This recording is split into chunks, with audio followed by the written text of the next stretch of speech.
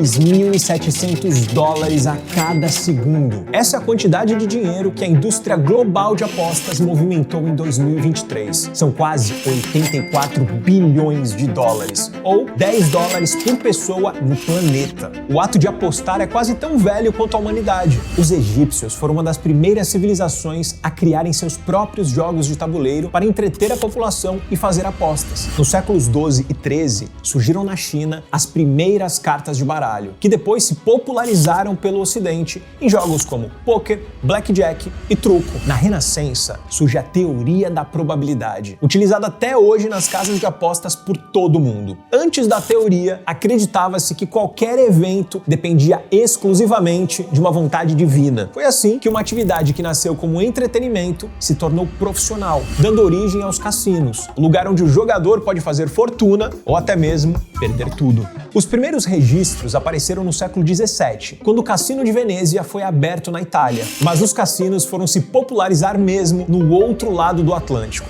em Vegas. A atividade impulsionou o crescimento econômico da cidade, transformando Las Vegas no destino turístico mais procurado dos Estados Unidos, à frente de Nova York e até mesmo da Disney. Assim como as bibliotecas e locadoras, o mercado de apostas foi completamente transformado com o avanço da internet. Agora, já não era mais necessário viajar para Vegas ou se arriscar em um cassino ilegal para apostar. A diversão está ao clique de distância. Roletas, jogos de cartas, apostas esportivas, tudo em um único lugar e a qualquer hora do dia. E esse é um dos muitos motivos que explicam a febre das bets. Para se ter ideia, no Brasil, as bets já são o maior gasto com entretenimento das famílias brasileiras. Só no ano passado foram gastos 50 bilhões de reais com jogos de azar, quase 3 vezes mais do que com plataformas de streaming e 16 vezes maior do que o valor gasto com cinema. Mas nem sempre foi assim. Até 2018, as apostas esportivas no Brasil eram limitadas a corridas de cavalos. Então, se você quisesse fazer sua fezinha, você tinha apenas duas opções: recorrer ao monopólio de apostas do Estado, a loteria, ou procurar o bicheiro mais próximo da sua casa e cometer uma pequena contravenção.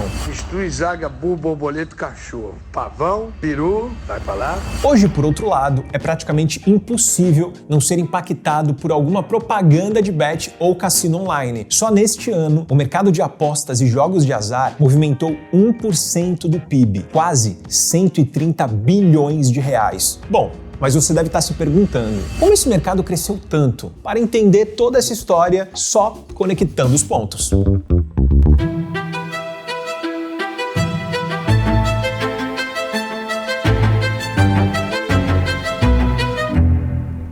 Sejam bem-vindos à nova temporada do Conectando os Pontos, o programa onde nós, do G4 Educação, desvendaremos os principais assuntos ligados ao mundo dos negócios. E o tema de hoje são as bets e os jogos de azar, o famoso tigrinho. Antes de tudo, é necessário entender que existem algumas diferenças entre essas duas coisas. A primeira delas está na participação das partes no evento que estão envolvidos. Se as partes exercem papel ativo, existe jogo de azar. Como, por exemplo, puxar a alavanca de uma máquina em um cassino. Se o acontecimento não tem interferência das partes, trata-se de uma aposta. Como aquela que você faz no seu Corinthians, que ele vai ganhar ou que ele vai perder. Por mais que você torça, você não faz gols do seu sofá. Logo, você não tem nenhuma interferência no jogo. E aqui está mais uma diferença. Nos jogos como o Tigrinho, o jogador depende apenas da sua sorte, ficando refém, inclusive, de possíveis manipulações por parte da casa, como acontecia nas antigas máquinas caça-níquel. Já nas bets, o apostador, apesar de também contar com a sorte, já que no esporte tudo pode acontecer, ele também pode recorrer à teoria da probabilidade. Lembra? Já que as estatísticas ajudam as casas a prever quem tem mais chances de vencer uma partida. Obviamente, o Real Madrid tem muito mais chances de vencer o modesto Juventus da Moca, por exemplo. E é deste modo que são calculadas as odds, que são as cotações das casas de apostas. Esse número representa a probabilidade de um determinado evento ocorrer. E claro, também indicam o quanto você pode ganhar ao apostar em um resultado específico. E é mais ou menos assim que uma casa de apostas tem o seu lucro. Imagine a seguinte situação: você vai jogar cara ou coroa com um amigo. Como todos sabemos, as probabilidades são de 50% para cada face. Para calcular uma odd justa para esse evento, basta dividir 100% pela probabilidade do evento ocorrer, que no caso é 50%. Portanto, as odds justa para o cara ou coroa seria 2. Lembre-se que as odds são multiplicadores, ou seja, se você apostar 1 e vencer, receberá 2. Mas é aí que entra o pulo do gato. Suponhamos que nessa aposta seu amigo te diga que te pagará uma odd não de 2, mas de 1,90 todas as vezes que você o vencer. Digamos que após 1000 lançamentos de R$1 cada, as probabilidades se fizeram valer. E tanto você como ele venceram 500 vezes cada. Um empate. Mas nem tão empate assim. Isso porque você ganhou R$450, mas perdeu 500. Ou seja, nosso amigo lucrou R$50 apenas alterando as probabilidades do evento. É exatamente desta forma que as bets funcionam. Já no Tigrinho,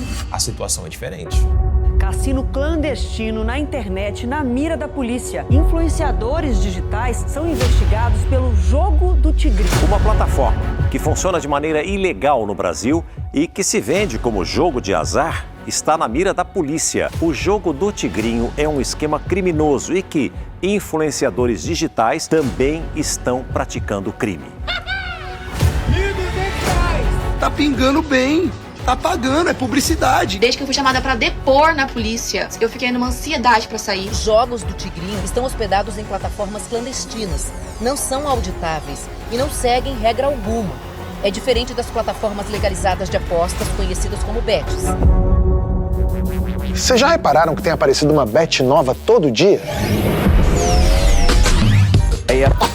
Nos últimos 3 anos, o mercado de bets cresceu 734% no Brasil. Em 2021, 26 empresas já operavam no país. No final de 2022, esse número saltou para 99, que foi o mesmo número de casas abertas só nos primeiros 4 meses deste ano. Ah, vai dizer que você não faria uma bet? Porque a bet faria. Mas só a Bebeto Bet e a bet do Bebeto! E a Bet Jamaica tem um tchan a mais! Isso, é claro, aquece o mercado de publicidade. São milhões de reais investidos em comerciais nas TVs, podcasts, anúncios nas redes sociais e patrocínios em camisas de grandes times de futebol ao redor do mundo. Entre as 12 principais ligas do planeta, 27% dos clubes são patrocinados por casas de apostas, o que significa a maior classe de patrocínios seguidas de instituições financeiras, que correspondem a 15%, um pouco mais da metade da força das bets. No Brasil, a situação é ainda mais concentrada. 15 dos 20 clubes da Série A têm pelo menos uma casa de apostas como patrocinadora, o maior volume entre as principais ligas do mundo. Aliás, até o próprio campeonato tem seu naming rights vendidos para uma casa de apostas. Brasileirão Betano! Brasileirão Betano! E tem motivo. Em poucos meses, o Brasil se tornou o país com o maior número de apostadores do mundo, movimentando nada mais, nada menos do que 150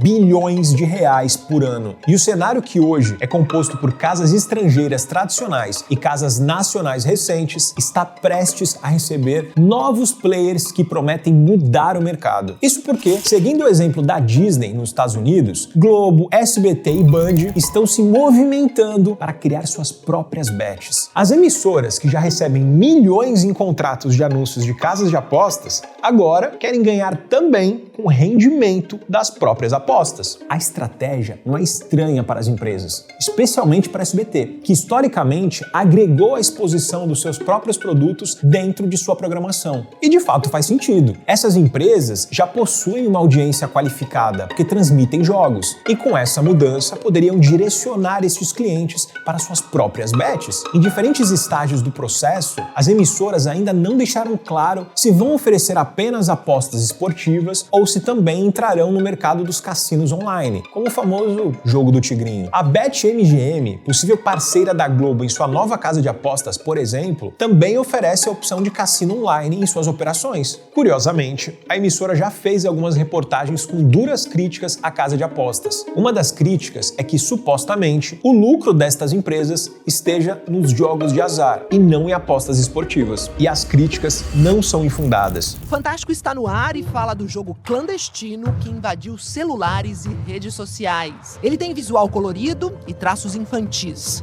Na internet, influenciadores prometem prêmios em valores altos para quem jogar.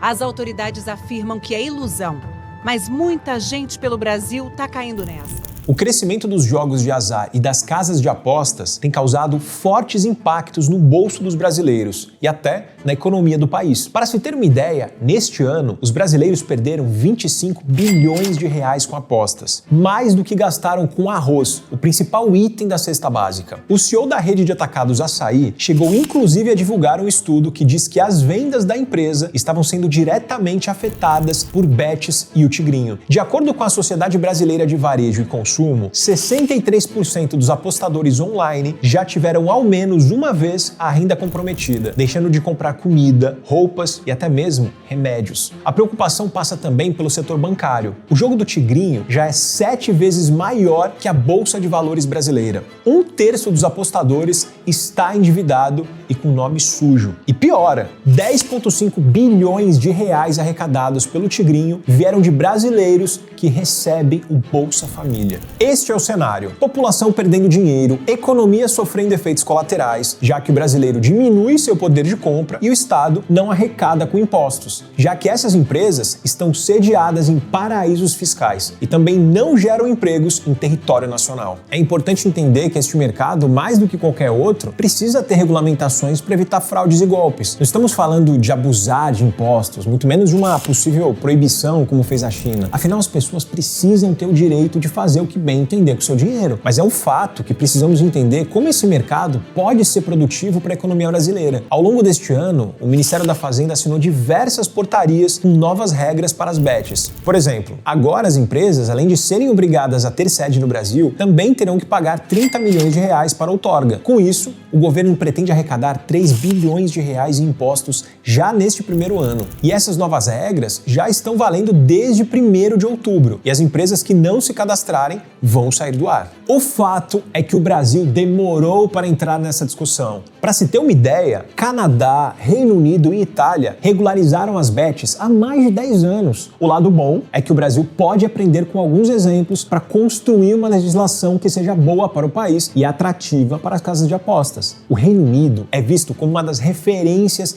da formalização das apostas online. Para se ter uma ideia, 19 anos após a regulação, a arrecadação de impostos chega a 4 bilhões de libras por ano. E o mais importante, o setor no Reino Unido emprega mais de 110 mil pessoas. Ou seja, se o processo for feito de forma adequada, há sim muitos benefícios para os apostadores, que passariam a ter uma oferta de casas confiáveis, para o país, que arrecadaria com impostos, e para as próprias casas, que teriam um mercado competitivo e com regras claras. Resta saber qual será a versão brazuca da regularização das bets.